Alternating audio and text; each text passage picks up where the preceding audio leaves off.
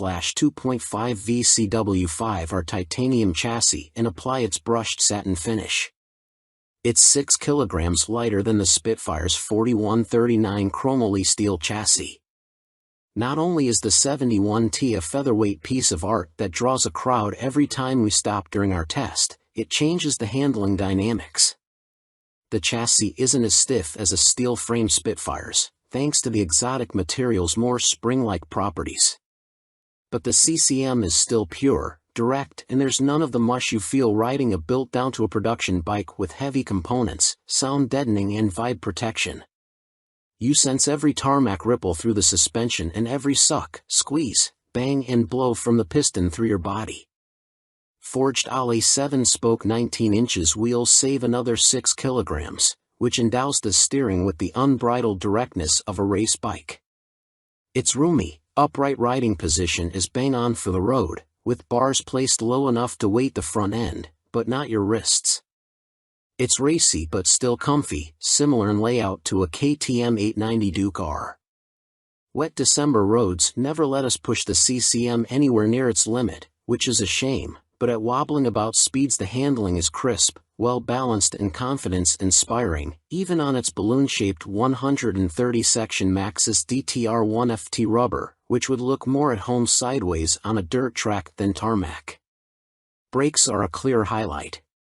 Twin Brembo monoblocks aren't the best of the best on paper, but they're loaded with the kind of glorious feel and power missing from any road bike fitted with ABS. Brushing the front brake lever has the calipers hissing as they munch into the wavy CCM-branded Galfer discs to scrub speed off in a flash.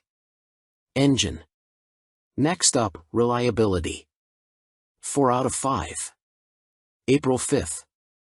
Like all CCM Spitfires, the 71T is powered by a compact, liquid-cooled single-cylinder motor, originally designed by BMW for Husqvarna. It makes a claimed 50 brake horsepower at the rear wheel, which is around 10% more than the standard Spitfire 6, thanks to revised mapping and an exquisite QR Racing titanium exhaust, free from heavy cats and sound-deadening Euro 5 shackles. As much a sculpture that wouldn't look out of place in an art gallery, it's hand-built from 64 individually welded sections. With so little weight to push around, its thrappy 50 brake horsepower is devilishly effective and has the urgent, free-revving feel of a competition engine, the clue's in the name.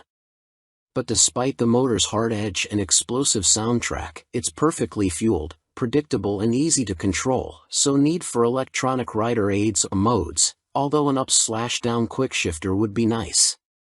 It's a single and thrives on its meaty mid-range to thwack out of slow corners, but it'll also rev on to deliver a decent lick of speed, if you can handle the undamped, single-cylinder vibes that crescendo past 6,000 RPM.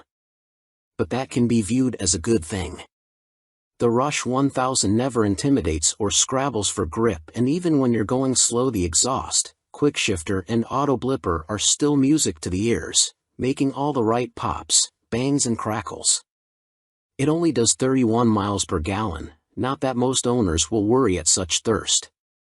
You quickly get used to the way the MV goes serenely about its business, and it's only when you need to overtake and have to stamp down a gear, or 4, you realize how little grunt there is.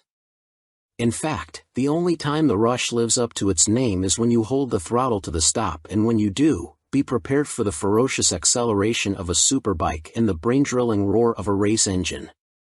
Reliability and build quality. Next up, value. 4 out of 5. April 5th.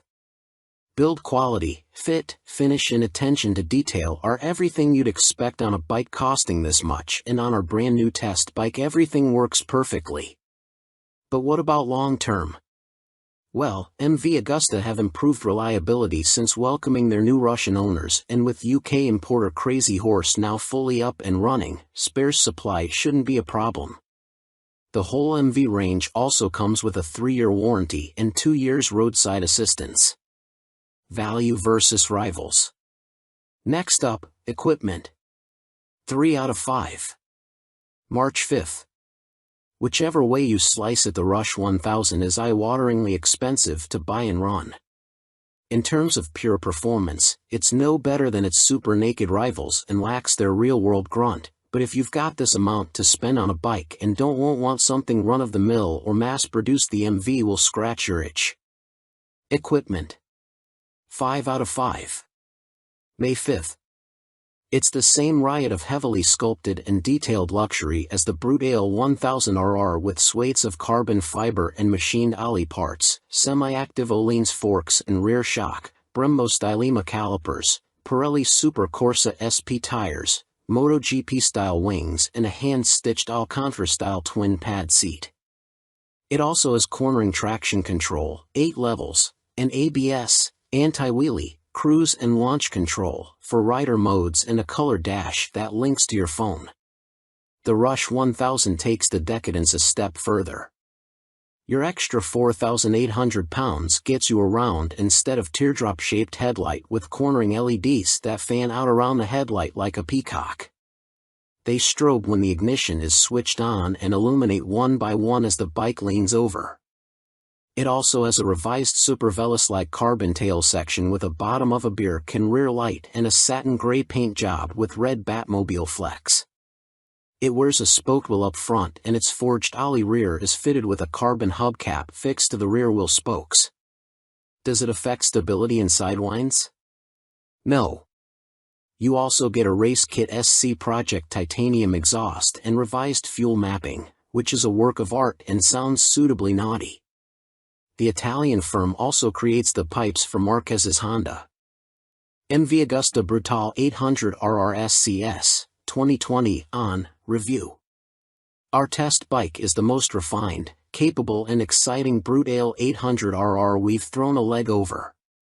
Everything from the power of its brutal Brembos, to the way it rolls beautifully into corners and the riotous din from its 3/cut pipes is feel-good overload.